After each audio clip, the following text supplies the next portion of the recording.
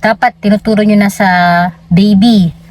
So, walking. Pwede nyo nang i-assist maglakad si baby dahil yung kanyang gross motor, no? Kayang-kaya na yan tumayo mag-isa yan eh. So, pwede nyo na siyang i-assist kagaya nito kung hindi pa yan naglalakad. Yung may mga ibang babies na at 9 months pa lang naglalakad na, 10 months, 11 months. So, hindi ibig sabihin na advance yung baby mo, mas magaling siya, talagang iba-iba lang yung kanilang face. Sa average at 1-year-old, kaya na nilang maglakad. So, kung hindi pa, pwede nyo na silang i-assist. Hindi nila kailangan ng ganito or ng walker. Mas makakatulong yung parang yung pinupush lang, push toy. So, kagaya niyan.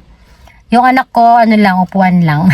Hintayin nyo pong maglakad si baby, mga 15 to 18 months. So, kung 12 months si baby, hindi pa naglalakad, 13 months, 14 months, 15 months, okay lang. So, kapag 16 months na siya, hindi pa rin, 17, 18, hindi pa rin, pwede pa tayo mag-wait, pero basta ang red flag dyan, 18 months. So, kung hindi pa naglalakad yan, baka may problem siya sa muscle niya, or developmentally speaking, kailangan siyang ma-assess